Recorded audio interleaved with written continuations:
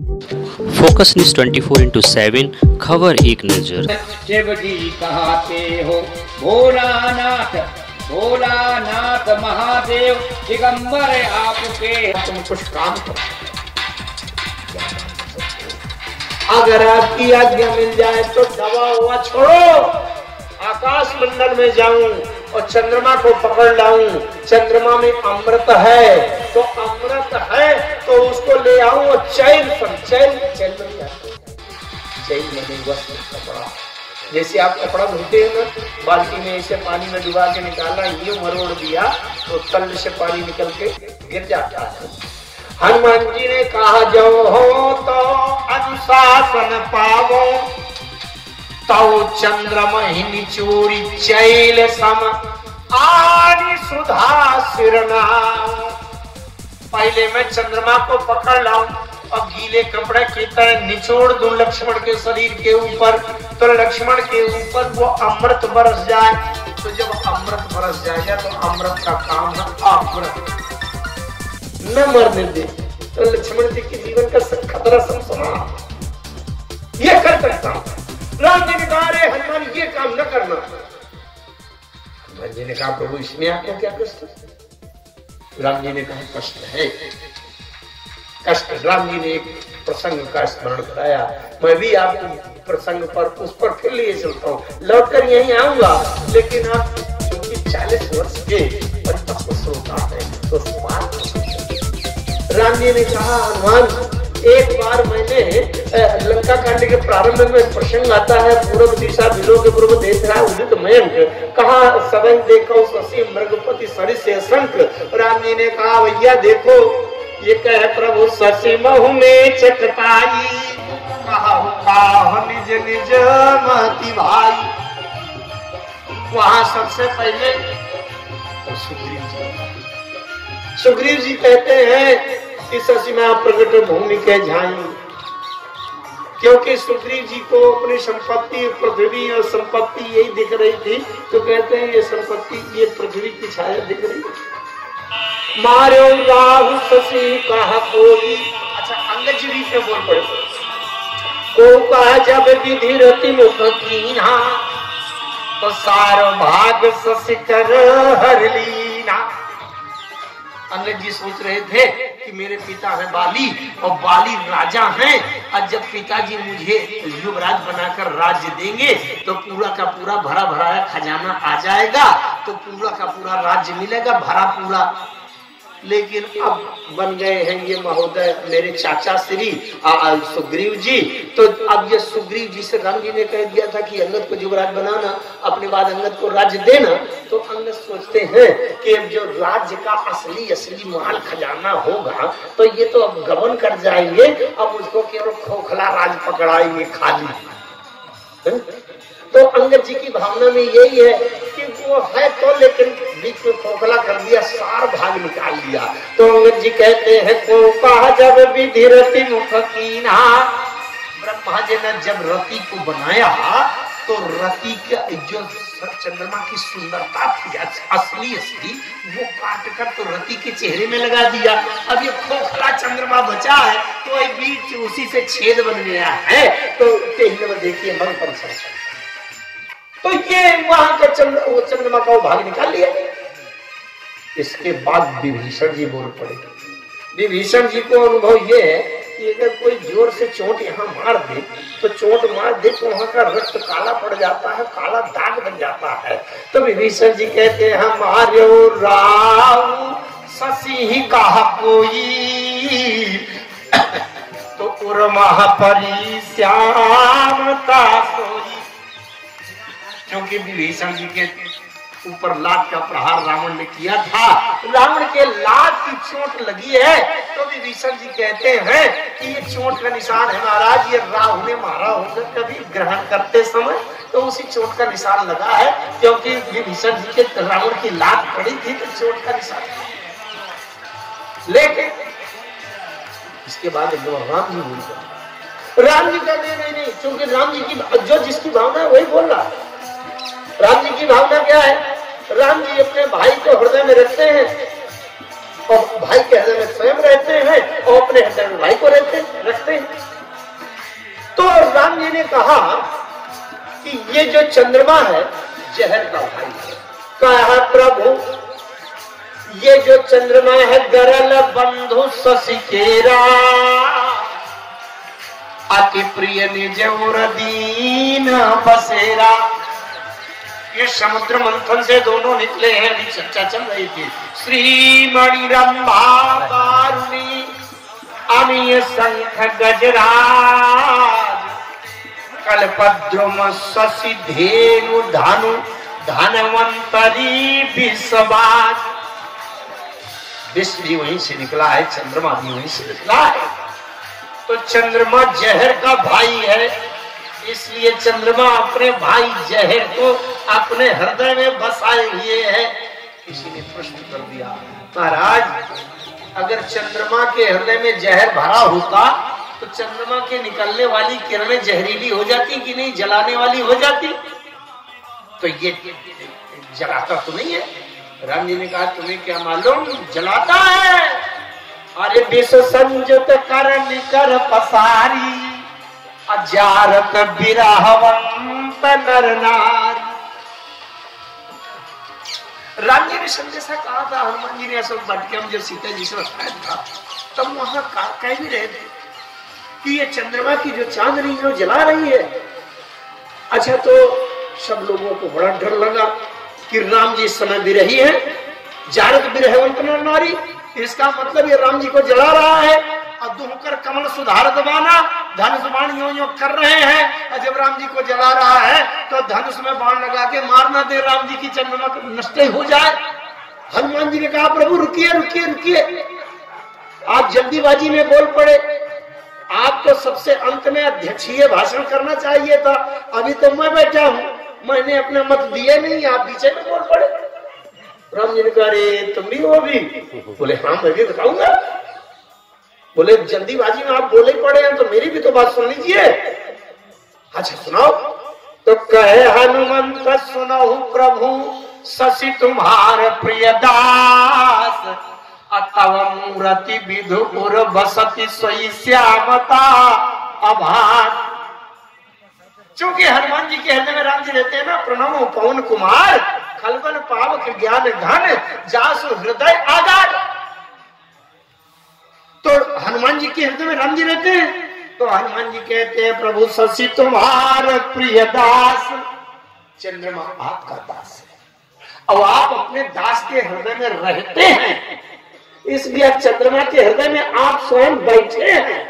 और आपके शरीर का जो वर्ण है श्याम रंग है, तो आप ही की मूर्ति झलक रही है, इसलिए ये चंद्रमा में काला दाग दिखाई पड़ रहा है।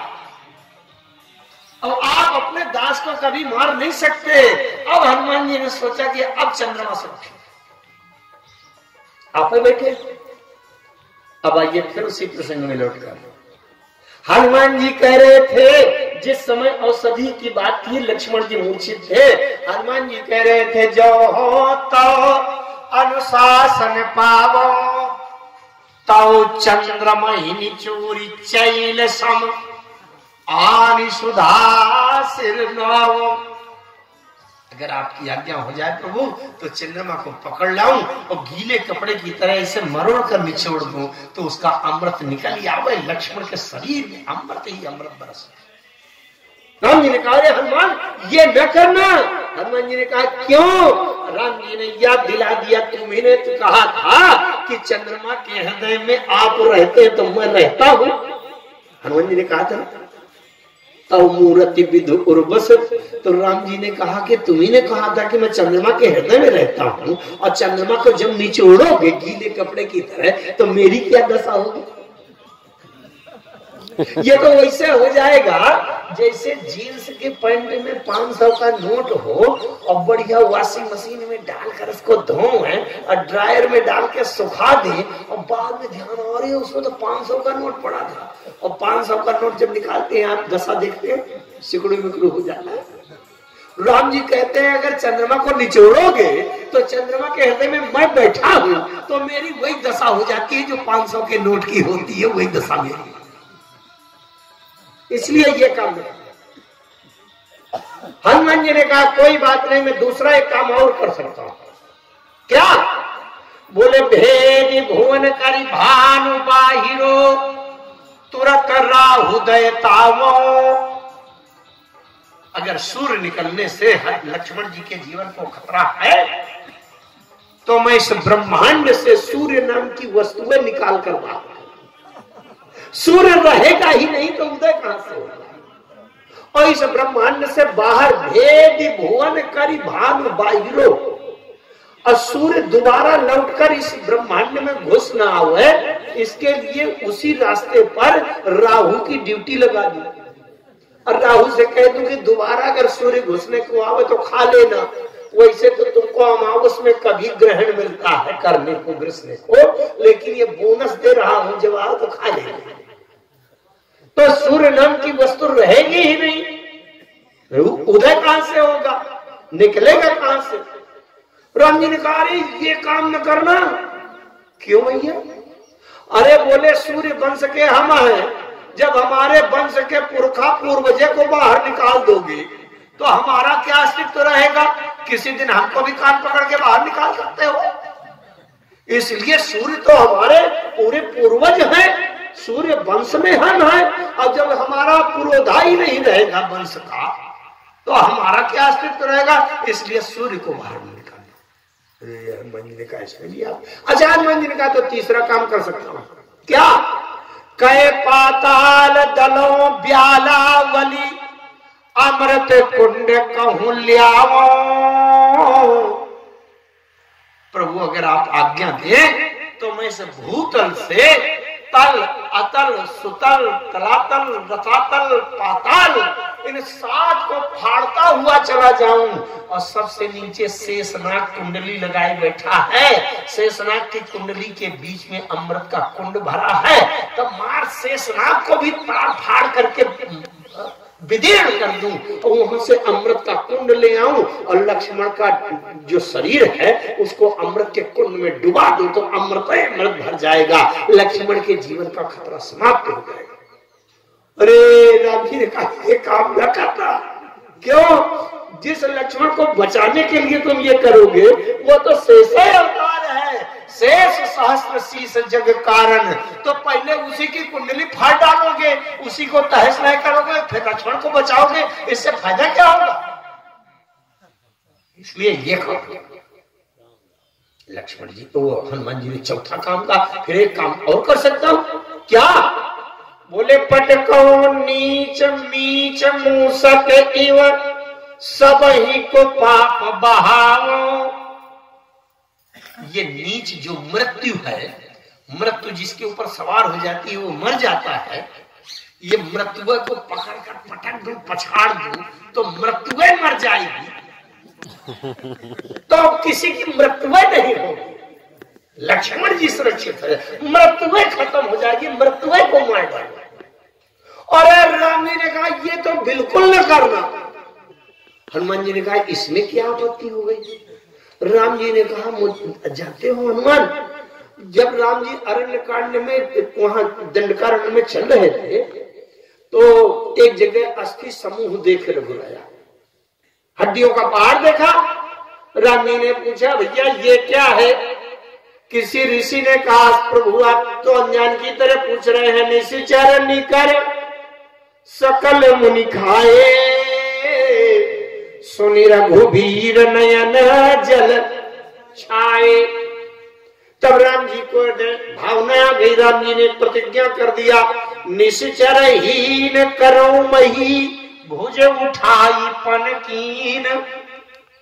राम जी कहते हैं हनुमान मैंने प्रतिज्ञा किया है कि इस धरती में राक्षसों का नाश कर दूंगा। अब तुम कहते हो कि मृत्यु को मार डालूं, मृत्यु नहीं रहेगी तो कोई नहीं मरेगा, जब कोई नहीं मरेगा तो राक्षस भी नहीं मरेंगे, और जब राक्षस नहीं मरेंगे तो मेरी प्रतिज्ञा कैसे पूरी होगी? ये प्रतिज्ञा अधूरी रह जाएगी, इसलिए मृत्यु को न मारना।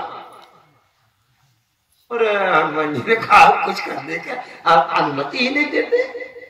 कोई बात नहीं, अगर केवल पहाड़े लाने की बात है तो कहते हैं खौलते हुए तेल की कढ़ाई में सरसों का दाना डालो और सरसों के दाने का छिलका चटकने में जितना समय लगता है उतने समय के अंदर लेकर के आओ। बहुत ध्यान से समझिएगा, मैं जहां से आया था वहीं ले चलूंगा आपको। हनुमान जी के लिए शब्द आया, राम चरण सरसिज उर राखी, चला प्रभंजन सुत बल भागी। अच्छा, भागी क्या है? जिसे एक प्रसंग में आया है, मैं उस प्रसंग पर नहीं जाऊंगा, केवल चौपाई का शब्द याद दिलाऊंगा। समुद्र के किनारे जब बंदरों के सामने समस्या रखी गई थी कि समुद्र के उस पार कौन कौन जा सकते हैं जो सीता के पास पहुंच सके, जब जी ने रखा तो निज निज बल सब काहू भाखा। भाखा, भाखा से पता चलता है कि बहादुरी बताया। भाखा माने कुछ न कुछ अपने पुरुषार्थ, पराक्रम, बल की क्षमता, सामर्थ्य, कुछ गर्व। यानी भाखा तो नहीं है, लेकिन भाखी हो गया हनुमान जी के द्वारा। राम चरण सरसिज उर राखी, चला प्रभंजन सुत बल भाखी। बल भाखी, बहुत ध्यान से समझिएगा। वहां पर हनुमान जी के अलावा एक भी कोई ऐसा नहीं है जो इतने समय के अंदर औषधि लेकर आ सके। तब हनुमान जी ने कहा, घबरा क्या रहे हो? चट गया पट्टाया, यूं अभी लाके आ रहा, अपना बल बता दिया, मेरे पास इतनी गति है, इतना पराक्रम है, तुरंत लेके आ रहा है। बहुत ध्यान से समझिएगा, हनुमान जी के जीवन में आज तो नहीं, लेकिन 10 साल के बाद याद आती, 100 साल के बाद याद आती, तो ये बात हो सकती थी कि भैया उस रात में अगर मैं ना होता तो लक्ष्मण जिंदा न बचते। अच्छा, हो सकता है कि नहीं? आज तो नहीं, आज राम जी के सामने है। अगर फिर कभी लाखों वर्ष के बाद वो रात की याद आती तो हनुमान जी को ये हो सकता था कि उस रात में अगर मैं वहां ना होता, दवा का पहाड़ लाने वाला, तो लक्ष्मण जिंदा ना बचता। ये बात आते ही भविष्य में कभी न कभी जब याद आएगी, उस समय अहंकार हो सकता है कि नहीं? भविष्य मैं ना होता भैया तो लक्ष्मण न जिंदा बचते, लक्ष्मण को बचाया तो मैं नहीं बचाया, तो अहंकार आ सकता है। ये डमरुआ रोग की पोजीशन, डमरुआ रोग, अहंकार अति दुखद डमरुआ, अदम्भ कपट मदमान नहरुआ। राम जी ने कहा, दवा ले आए हनुमान? हनुमान जी ने कहा, सरकार दवा ले नहीं आया, दवा कराया। अरे तुम्हें क्या हो गया था? हनुमान जी ने कहा, सरकार डमरुआ रोग की पोजीशन बन गई। अच्छा, अब नहीं होगा अहंकार कभी। क्यों? अगर हनुमान जी सही सलामत दवा लाकर और लक्ष्मण को होश में ले आते तो अहंकार हो जाता, मैंने जिलाया लक्ष्मण को।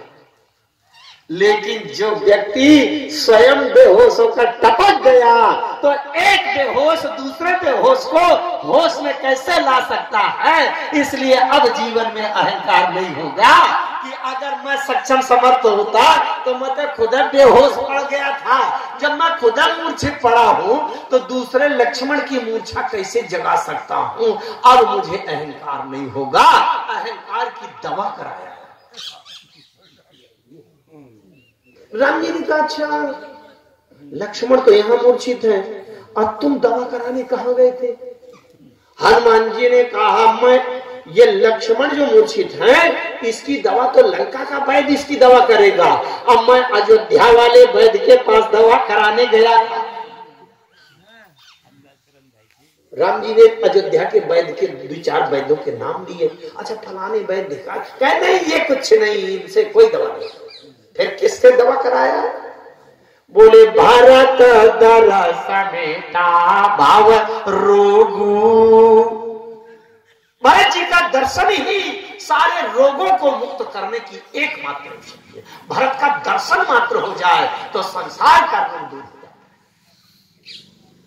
जाए। एक ही समय में 2 मूर्छित, मेघनाद काम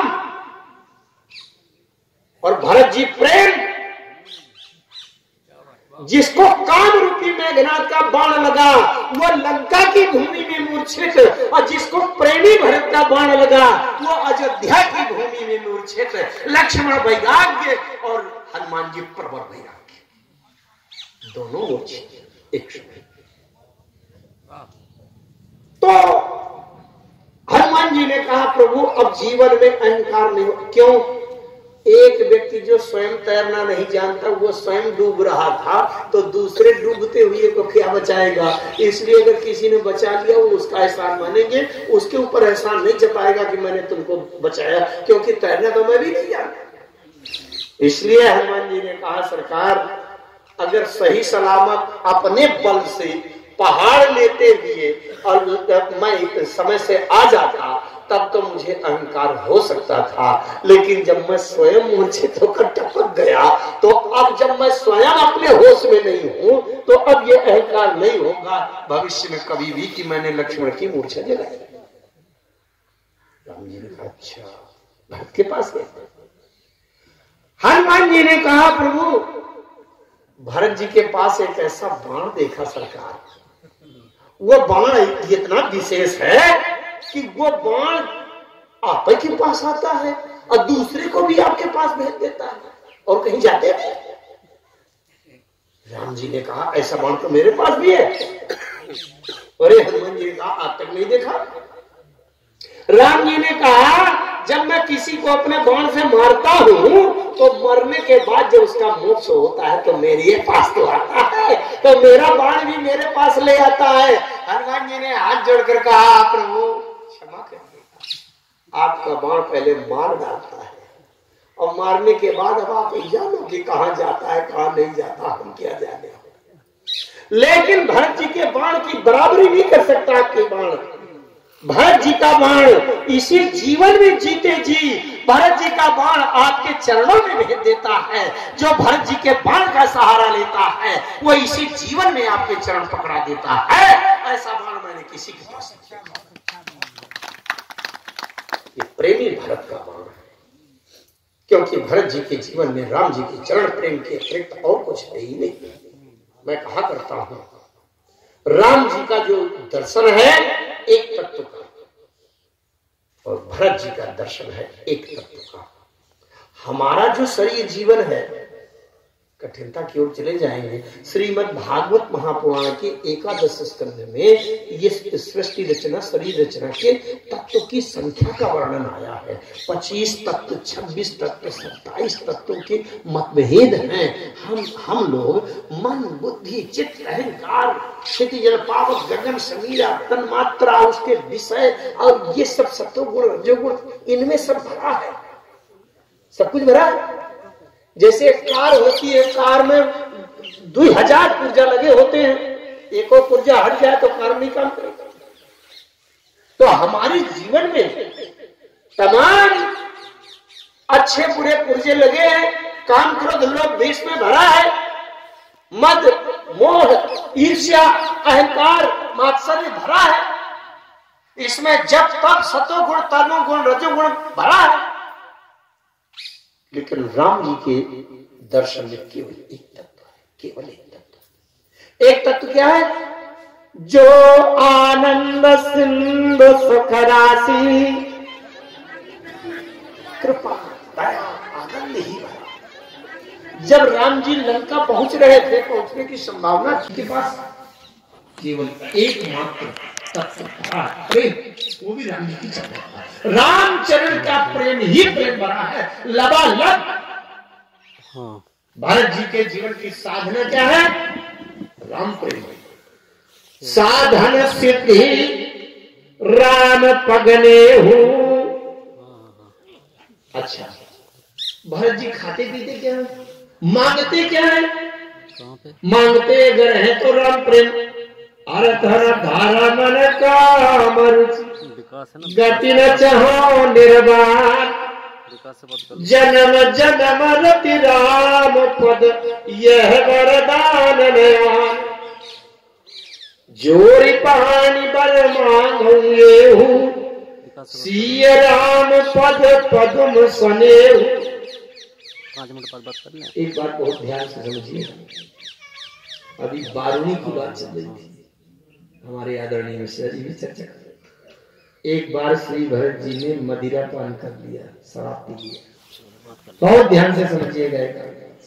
ललत सिय पिय की गावत ब्रह्मादिक मुनि नारद पान के ज्ञान विशारद सुख सनकादि से अनुसार भरण पवन सुत कीरतनी की आरती श्री रामायण जी की कीरत ललित सिय पिय की गावत वेद पुराण दस छो शास्त्र सब ग्रंथन को रस मुनि जन धन संतन को सर्वस सार सम्मत सबहि की आरत श्री रामायण जी की कीरत ललित सिय गावत संतत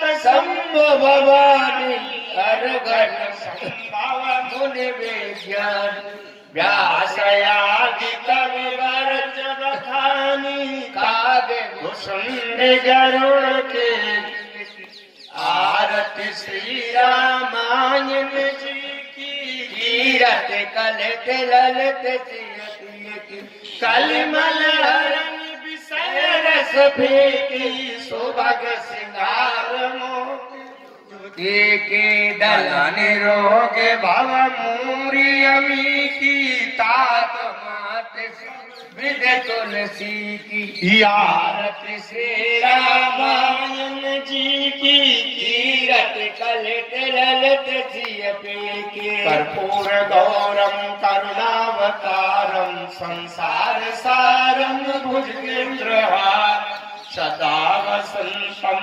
हृदयारविंदे भवम भवानी सहितं नमामि नीलाम्बुजश्यामल कोमलांगम सीता समारोपित्वाम भागि पाणौ महासायक चारु चापम नमामि रामं रघुवंशना त्वमेव माता च पिता त्वमेव बन्धुश्च सखा त्वमेव विद्या द्रविणं त्वमेव सर्वं मम देव देव।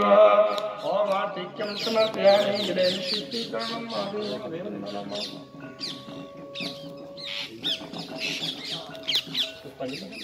ओम एकदंताय विद्महे वक्रतुंडाय धीमहि तन्नो दन्ती प्रचोदयात्।